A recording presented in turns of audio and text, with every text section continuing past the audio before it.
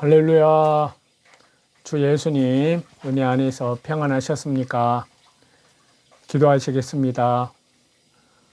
우리를 사랑하시는 자비로우신 하나님 아버지 감사합니다.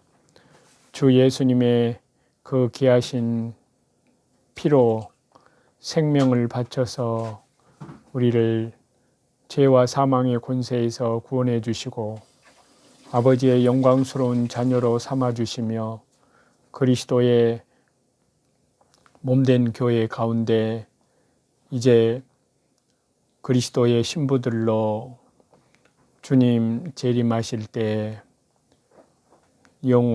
칭찬과 존귀와 영광을 다 하나님께 돌리는 신실한 주의 백성들로 하나님 세워주시고 또한 지극히 거룩한 믿음 위에 그리스도의 신부들로 어린 양 되신 주님께서 어디로 인도하든지 따라가는 자며 또한 성령으로 살고 성령님으로 행할 수 있는 행하는 저희들이 되게 하여 주옵소서.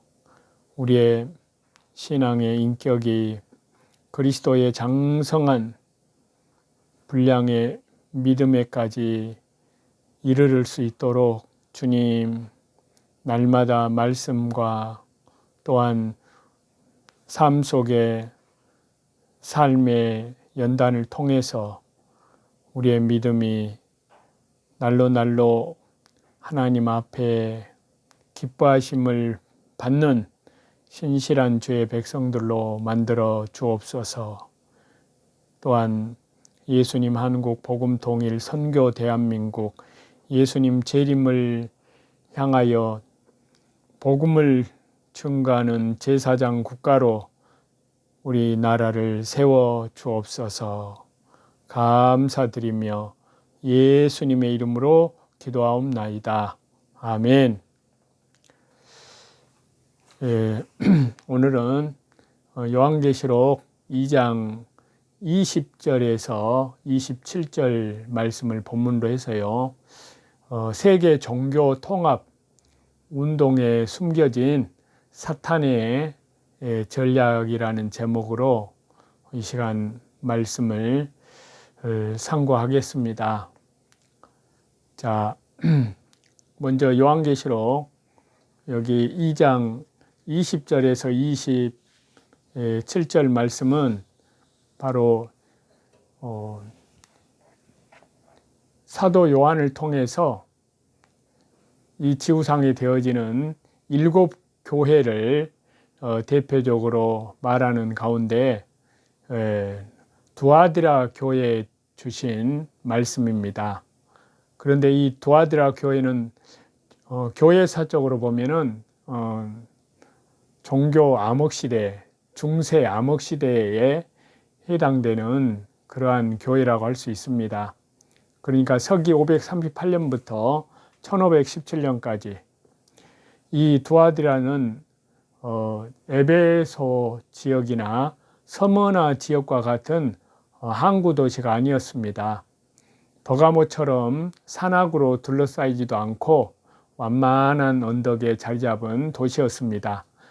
두 계곡이 만나는 국도변에 위치했기 때문에 아주 그때 상업이 융성했습니다. 염색공들과 상인들은 근처에서 자라는 꼭두선이 나무 뿌리를 이용한 연붉은 염색 사업으로 분주했습니다. 이 물감은 자주색으로 알려졌는데요. 빌립보에서 그리스도를 믿게 된 루디아라 하는 여자 상인도 두아디라에서 구입한 자주 상품, 즉 연붉은 빛깔의 직물과 물감을 팔고 있었다고 사도행전 16장에 보면은 그 바울 사도의 전도 여행하는 가운데 거기에서 그 말씀이 나오는데요. 그래서 이 두아디라 교회는 교회 역사 중에 중세 종교 암흑시대라고 보았을 때 여기 자주색은 시사하는 바가 아주 큽니다. 종교 암흑시대 동안 거짓 교리들을 주도하여 만들고 신실한 그리스도인들을 박해하고 핍박했던 교황과 카톨릭 고위 성직자들의 예복의 색깔이 붉은색과 자주색이었습니다. 그 내용이 요한계시록 17장에 보면 나오는데요. 자, 두아드라, 그 이름의 뜻이 있는데요. 어떤 학자들은 수고의 달콤한 향기라는 뜻을 가지고 있다고 말하기도 합니다. 암흑시대를 살아가던 하나님의 백성들은 산속에서 토굴에서 수많은 고초를 겪으면서 주 예수님 진리를, 십자가 복음의 진리를 보존해 왔습니다. 그래서 그들은 수고의 향기를 바라였던 것입니다. 그래서 여기 요한계시록 2장 본문에 19절에 보면요, 주님께서 이 두아드라 교회를 향해서 이렇게 칭찬하는 내용이 있습니다. 네 사업과 사랑과 믿음과 섬김과 인내를 아노니. 이 암흑의 시대를 버텨온 교회는 전에 없이 큰 고초를 환난과 고난의 연단을 겪어야 했습니다. 세속적 국가의 박해보다 배도한 여자가 순결한 여자를 공격하는 것은 더욱 무서운 일이었습니다. 여자끼리의 싸움은 더욱 치열하고 처절했습니다. 단순한 육체적 핍박뿐만이 아니라 진리와 그리고 교리, 그 말씀까지 공격을 가하게 되자 교회는 풍전등화와 같은 운명이 되었습니다. 그러나 성도들은 그 어려움을 견뎌내면서 어두운 곳에서 진리의 등불, 이 하나님 나라의 주 예수 그리스도의 십자가의 복음의 진리의 등불을 지켜내고 있었습니다. 그 시대가 끝날 무렵 진리를 위하여 목숨을 건 신앙의 개혁자들이 일어나서 하나님의 말씀을 밝히 드러내기 시작했습니다. 그런데 종교 암흑시대 동안에 변질되고 변경된 교리들이 있는데요. 그것들을 좀 살펴보면, 그래서 오늘날 천주교의 이단 교리로 되었던 것입니다. 그 중에 언급을 해보면은 죽은 자를 위한 기도, 또 성호를 걷는 풍습 있잖아요. 카톨릭에서 이렇게 걷잖아요. 성호를 걷는 풍습이라든지, 그리고 안식일을 토요일에서 주일로 변경을 확정을 했고요. 이것은 말씀을 변개한 거죠. 그리고 또 성인들, 그리고 천사를 숭배하는 섬기는 풍습이, 이거 우상 숭배입니다. 우리 여호와 하나님, 우리 주 예수님, 성령님, 성삼일체 하나님 외에 다른 것을 섬기는 것은 다 우상 숭배입니다. 그 배후에 사탄 마귀 귀신에게 절하는 것이 되는 것입니다. 그리고 미사 제도가 시작이 됐고요. 성모 마리아를 숭배했습니다. 그리고 서기 593년에는 연옥설을 만들었습니다. 그리고 라틴어로 예배를 드렸고 성모 마리아에게 기도를 했습니다. 그러니까 마리아를 신격화한 거죠. 그리고 786년에는 이제 화상, 그러니까 그림으로 된 그 화상과 초상화라든지 그것을 유물을 거기 숭배했습니다. 경배하고 그 우상 숭배잖아요. 그리고 850년에는 성수, 거룩한 물을라고 해서 성수를 사용을 시작을 했고, 그리고 죽은 성인을 성인록에 모시고, 그리고 기도용 묵주를 사용하고, 그리고 종교 재판을 시작을 했습니다.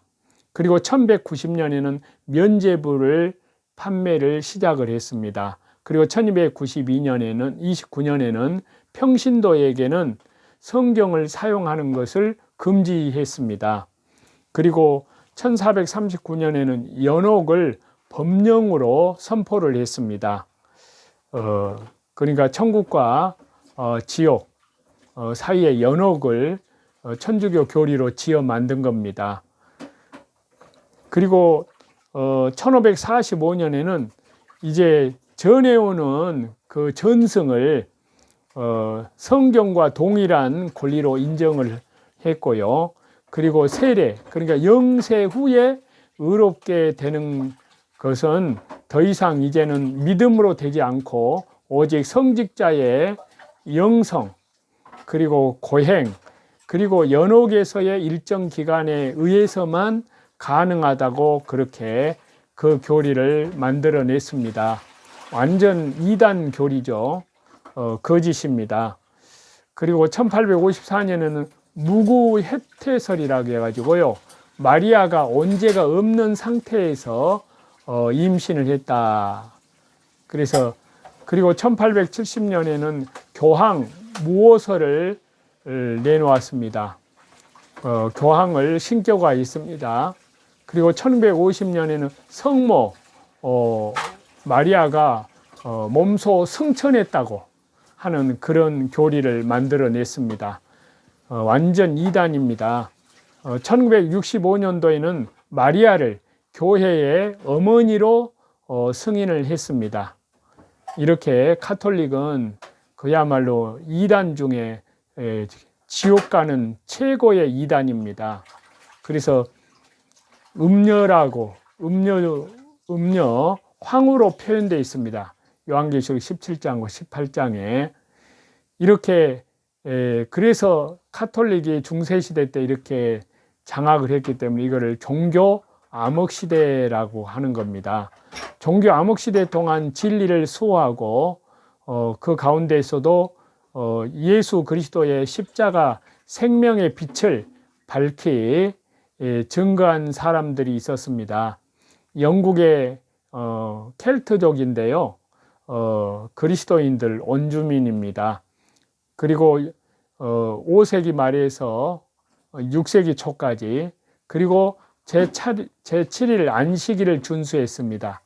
그리고 563년도에 그 다음에 콜룸바누스가 교황권과 대결하면서 붉은디, 스위스, 이탈리아에 복음을 전파했습니다. 그리고 스코틀랜드를 복음화시켰고 스코틀랜드의 사도로 불립니다. 콜룸바누스를요. 그리고 사랑의 사도 성 프란시스 도미니칸 걸식 수도승에 반대하여 일어났습니다. 그리고 알덴스인 1170년경에 프랑스 리옹에 살던 부자 상인 왈도에 의해서 일어난 평신도 개혁 운동이었습니다. 그리고 여기에서는 로마 카톨릭의 전통을 거부를 했던 겁니다. 그래서 영적으로 선한 싸움을 했습니다.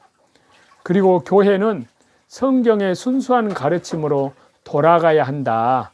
그렇게 개혁 운동을 했고요. 그리고 로마 교회의 카톨릭의 연옥 교리를 부정했습니다. 그건 잘못된 것이다. 그리고 교황 무오설도 반대했습니다. 그리고 교황도 하나의 인간이고 죄인이라는 것, 그리고 예수님을 통해서 구원받아야 된다는 것, 회개해야 된다는 것, 그리고 평신도에게 복음을 선교할 권리가 있다고 주장했고요. 재산을 가난한 자들에게 나누어 주는 것을 그리스도인의 올바른 처신이라고 가르쳤습니다. 그리고 성경만이 신앙의 유일한 근거라고, 그리고 화채설을 부인했고요. 그리고 죽은 자를 위한 기도는 반대했습니다.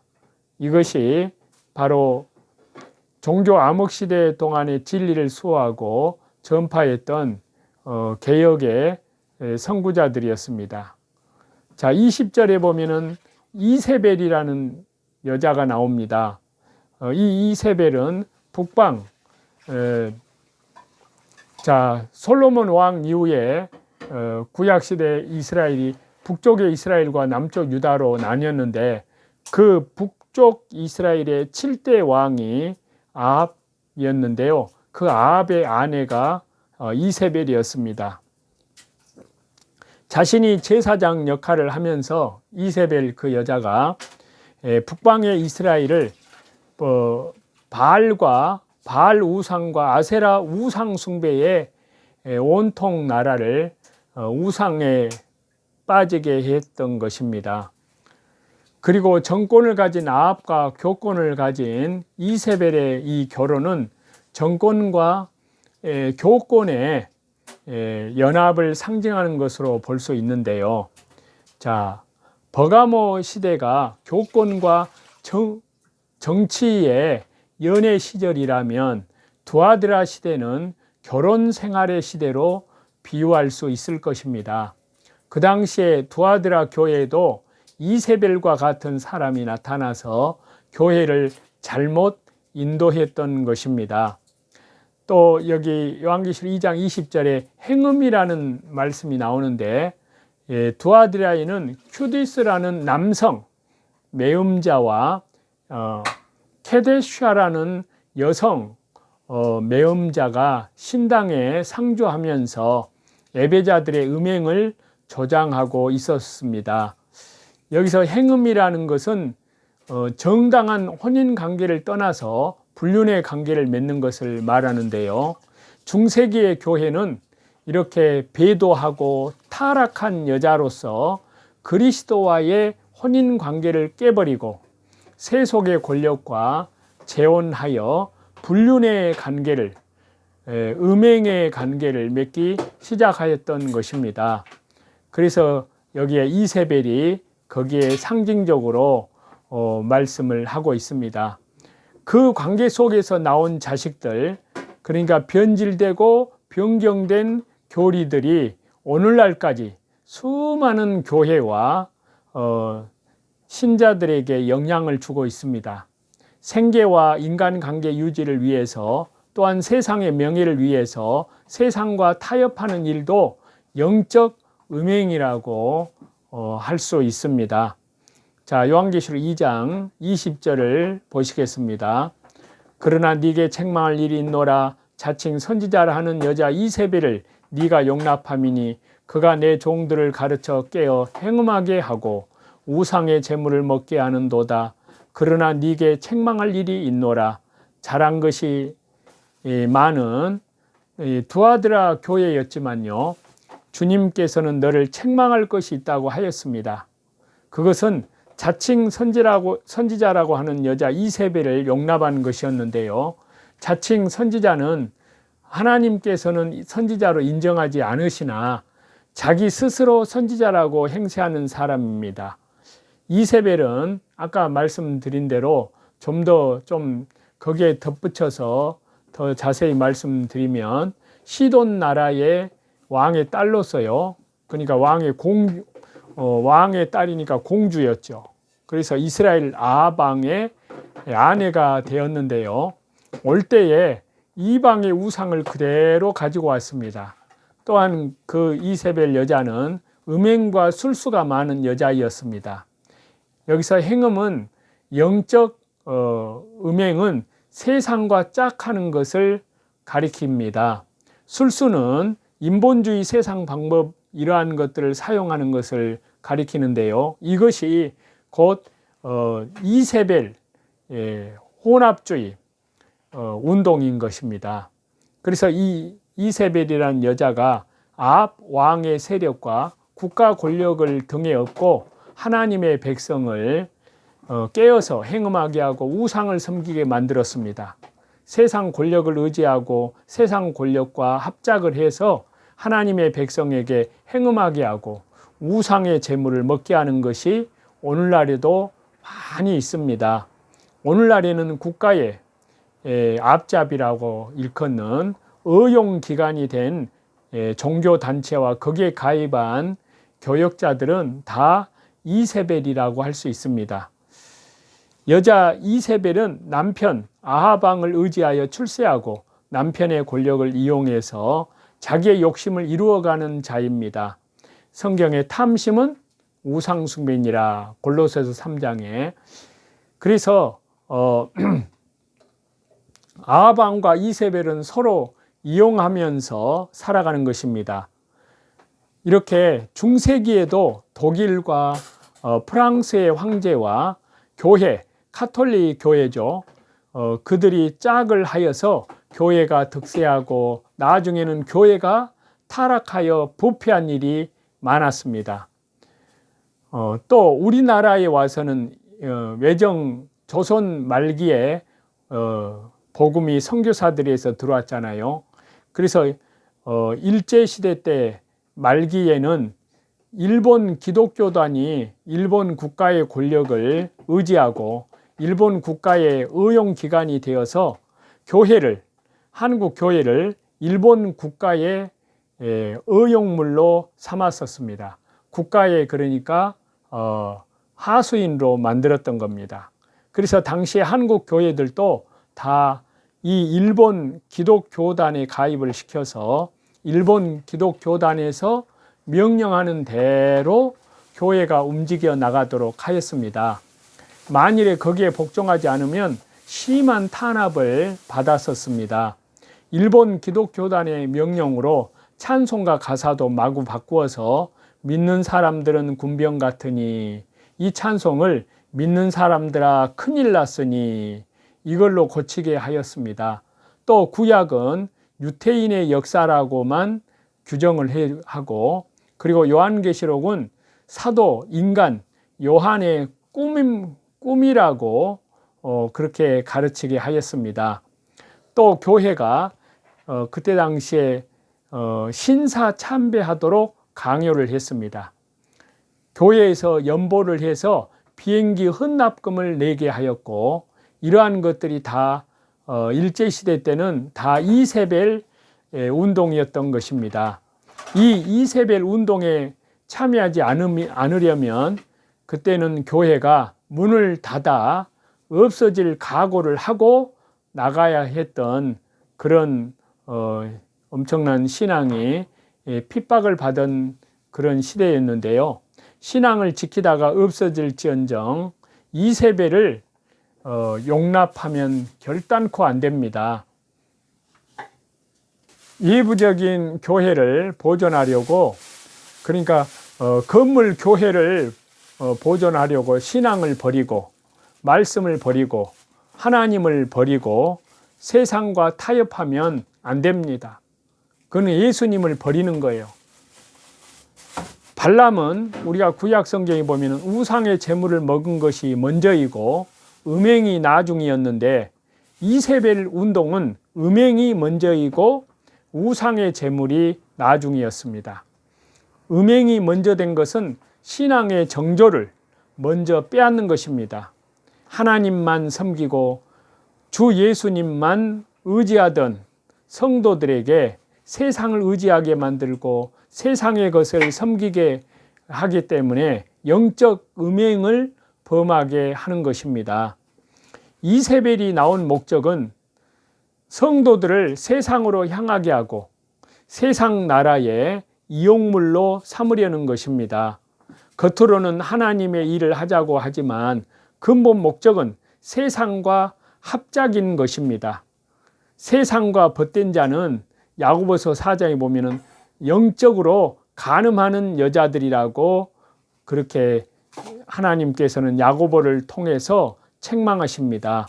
하나님만 위하는 영적인 그리스도의 나라 기독교를 세속화시켜서 영적 음행을 저지르게 하는 이세벨 운동에 가담하지 않으려면 생명을 내어놓고 싸워야 하는 그런 믿음으로 나아가야 되는 것입니다. 그래서 성경에는 너희는 죄와 싸우되 피 흘리기까지 대항하지 아니하였다. 목숨 내놓고 싸워야 되는 겁니다. 진리를 위해서. 그것은 선한 싸움. 그래서 주님께서 말씀하신 대로 누구든지 자기를 위하여 살고자 하는 자는 죽을 것이요, 누구든지 나를 위하여 주 예수님과 주님의 나라와 주님의 복음을 위해서 죽고자 하는 자는 살 것이니라. 더 좋은 부활의 영광으로 하나님께서는 영광으로 그들에게 상급을 주시는 것입니다. 그런데 이세벨 운동에 가입하면 육신적으로는 편안하고 숫자적으로는 부흥이 되고 겉으로는 교회가 잘 되어 나아갑니다.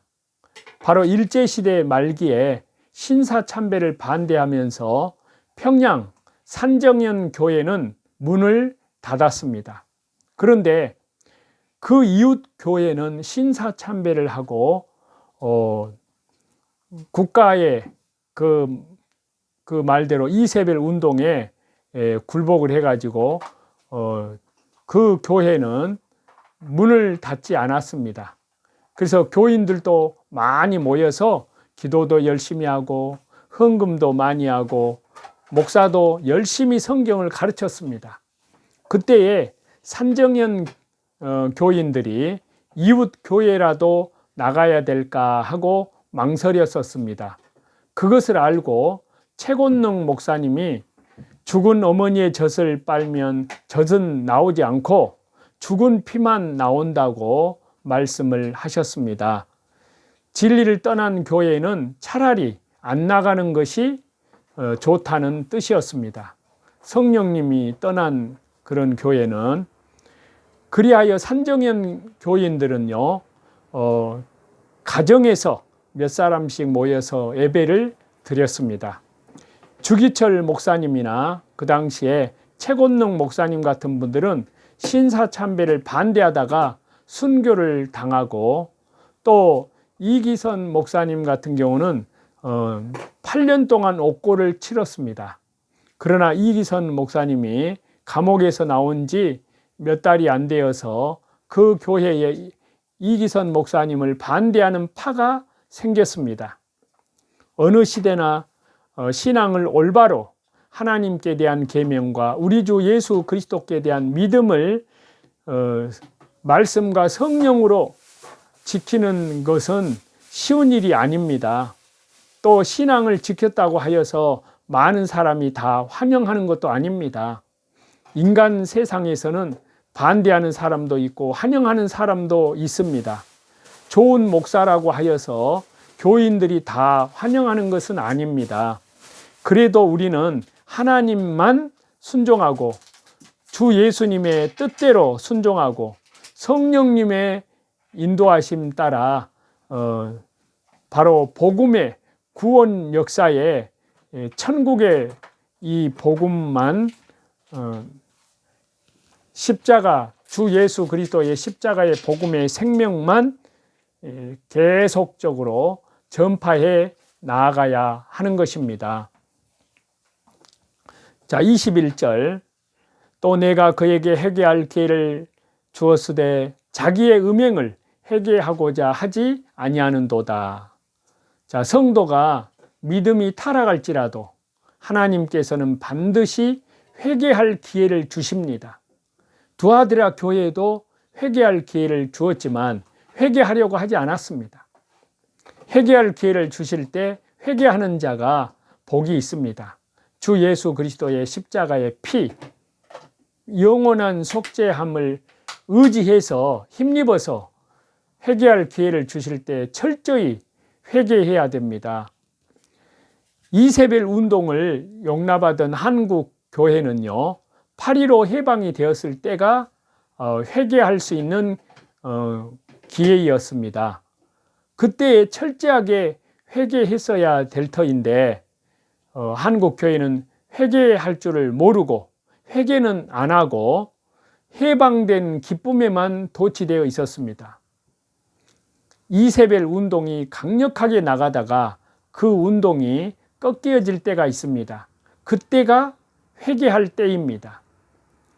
회개하지 않으면 다른 명칭을 가진 이세벨 운동이 또 계속 나옵니다.